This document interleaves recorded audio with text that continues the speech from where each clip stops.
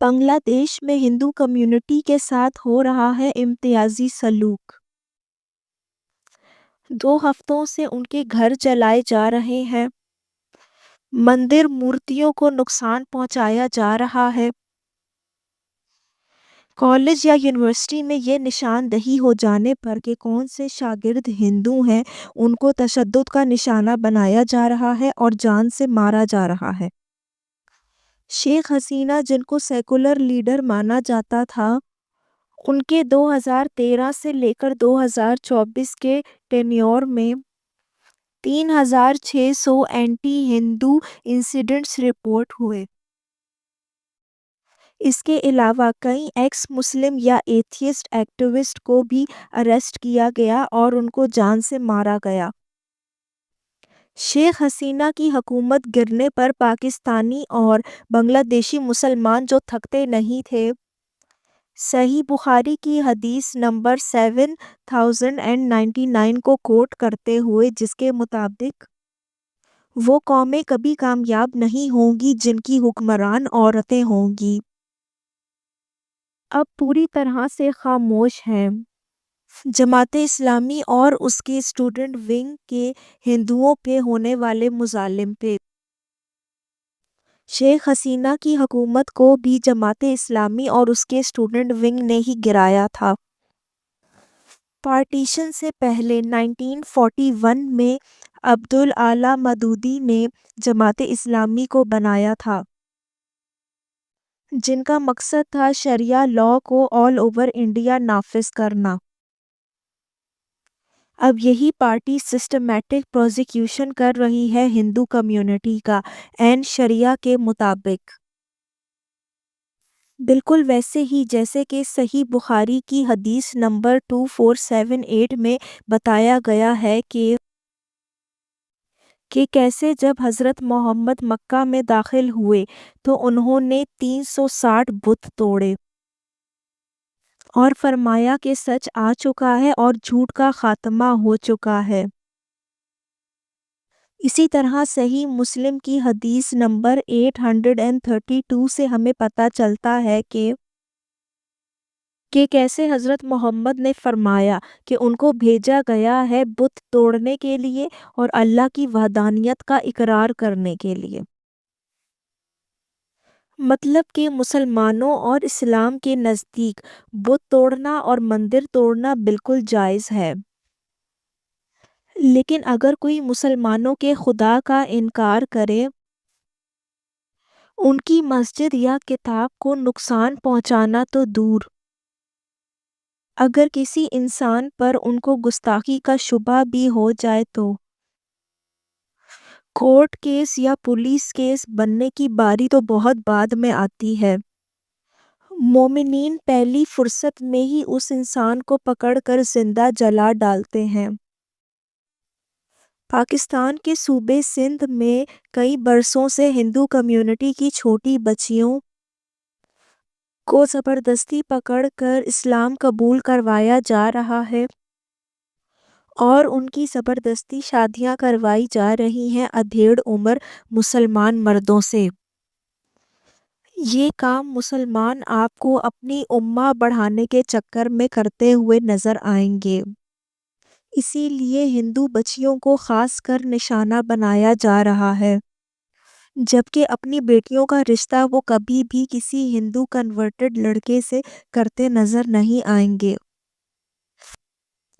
اسرائیل جو کہ ایک سیکولر کنٹری ہے لیکن یہودی وہاں میجورٹی میں ہیں، وہاں بھی آپ کو 1.7 ملین مسلمان رہتے ہوئے ملیں گے۔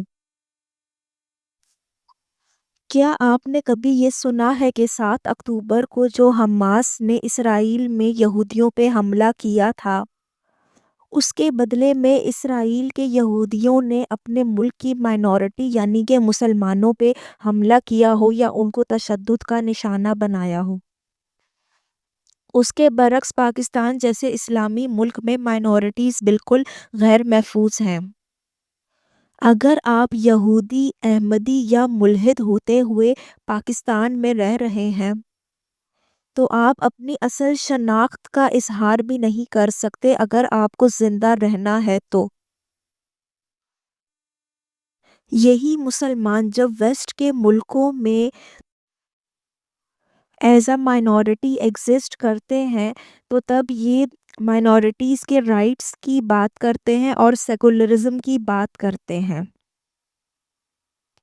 لیکن جیسے ہی ان مسلمانوں کی تعداد بڑھنے لگتی ہے ان ویسٹرن سیکولر کنٹریز میں بھی، تو وہ شریعہ لاء کا مطالبہ کر بیٹھتے ہیں، جس کی مثالیں آپ کو جرمنی اور یوکے میں مل سکتی ہیں، جہاں پر کیلیفیٹ ریلی نکالی گئی جہاں شریعہ لاء کا مطالبہ کیا گیا مسلمانوں کی طرف سے۔ آپ کو کسی بھی دوسرے مذاہب کے امیگرنٹس اس قسم کا مطالبہ کرتے نظر نہیں آئیں گے، بھلے وہ ہندو ہوں، سکھ ہوں، چائنیز، جاپانیز جیسے ایتھیسٹ ہوں۔ خرابی صرف مسلمانوں یا ان کے رویوں میں ہی نہیں ہے، بلکہ اسلام بذات خود کوئی معمولی مذہب یا ڈیوائن میسج ہرگز نہیں ہے، بلکہ اسلام ایک پولیٹیکل آئیڈیالوجی ہے جس کو ہمیشہ سے استعمال کیا گیا ہے دوسروں کی زمینوں پر اور عورتوں پر اپنا قبضہ جمانے کے لیے۔ اس کی مثال آپ کو Arabian civilization, Persian civilization, Byzantine civilization اور ہماری انڈین سویلائزیشن کی تباہی کی صورت میں مل سکتی ہے۔ اگر آپ کو کسی بھی سرزمین پر امن و امان چاہیے تو آپ کو اسلام کو پھیلنے سے روکنا ہوگا، ورنہ کسی بھی وقت میجورٹی میں ہونے کی صورت میں مسلمان آپ پر شریعہ لاء نافذ کر کے آپ سے آپ کے حقوق چھین لیں گے، یہاں تک کہ محض زندہ بچنے کے لیے بھی آپ کو ان کو ہونڈا ٹیکس یعنی کہ جزیہ ٹیکس دینا ہوگا۔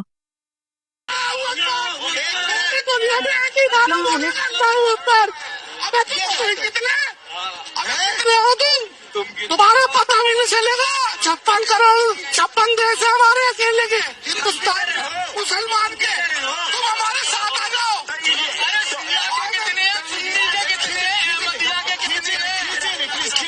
ابھی آپ نے ایک ویڈیو دیکھی ہوگی جس میں کہ ایک مسلمان شخص ہندو میجورٹی کنٹری یعنی انڈیا میں بیٹھ کے ہندوؤں کو دھمکی دے رہا ہے۔ کیا آپ نے کبھی کوئی ایسی مثال پاکستان جیسے اسلامی ملک میں دیکھی ہے کہ کوئی ہندو کھڑا ہو کے مسلمانوں کو دھمکی دے؟ اسی سے آپ اندازہ لگا سکتے ہیں کہ مسلمان کتنے محفوظ ہیں انڈیا میں اور مائنورٹیز جیسے کہ ہندو کتنے غیر محفوظ ہیں پاکستان یا بنگلہ دیش جیسے اسلامی ملکوں میں۔ کچھ دن قبل میری لائیو اسٹریم پہ آنے والے ایک لائیو کالر نے بھی اس بات کا اعتراف کیا کہ بنگلہ دیش میں ہندو کمیونٹی پہ مظالم ڈھائے جا رہے ہیں۔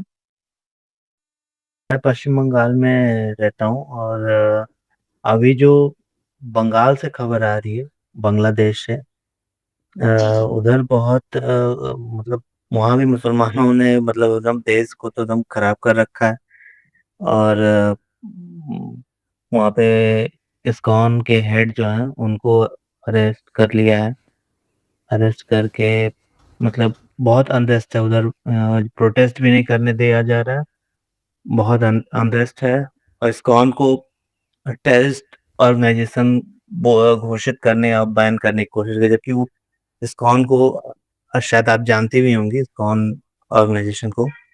بنگلہ دیش میں جب یہ ریزیم چینج ہوا ہے وہاں پہ وہ جو تھکا پلٹ ہوا تو اس کے بعد سے جو کٹر پنتھی پاور میں آئے ہیں تو یہ لوگ وہاں پہ بس جیسے پاکستان میں جو کٹر پنتھی کر چکے ہیں اب اس کو یہ بنگلہ دیش میں کرنا چاہ رہے ہیں کہ ہندوؤں کی پاپولیشن جو ابھی وہاں پہ 12% بچی ہوئی ہے اس کو ختم کرنا چاہ رہے ہیں، جیسے پاکستان میں ہو چکا ہے، مطلب پاکستان میں تو اب 1-2% ہی بچے ہیں، وہی چیزیں اب یہ یہاں پہ ریپیٹ کر رہے ہیں۔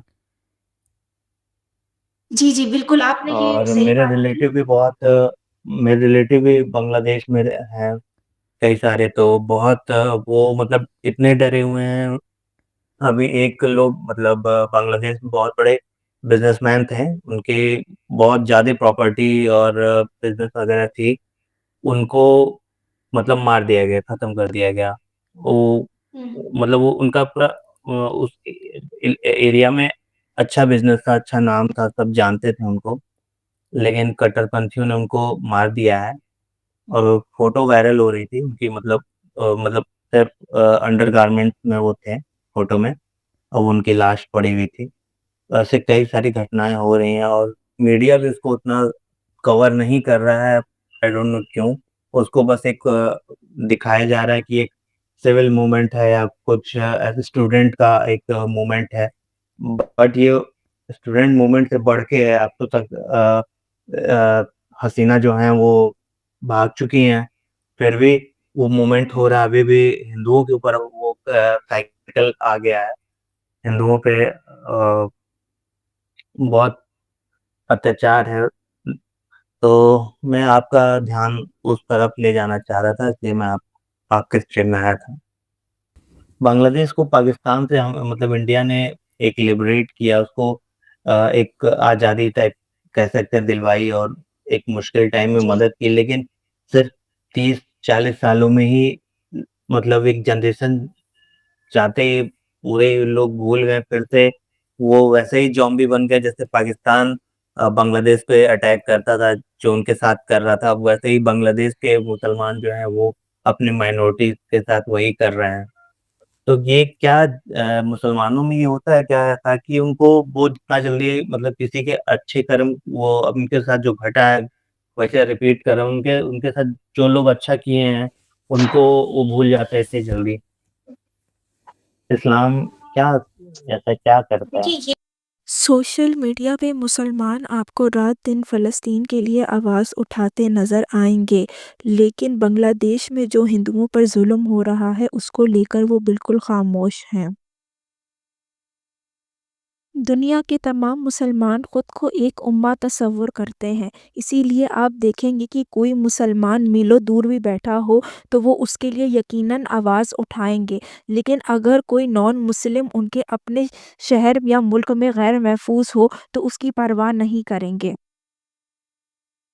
آج کل مسلمان UK میں بھی اس کوشش میں پڑے ہوئے ہیں کہ وہاں بھی بلاسفیمی لاز لے آئیں تاکہ کم سے کم اسلام پہ تنقید ہو، ایکس مسلمز کی آواز دب جائے اور اسلام کا غلبہ ہو. ہندو مونک چنموئے کرشنا داس کو بھی اریسٹ کر لیا گیا ہے اور ان کے لائر کو ڈرایا دھمکایا جا رہا ہے بنگلہ دیشی اسلامسٹ کی طرف سے کہ وہ عدالت کی پیشی میں نہ آئیں.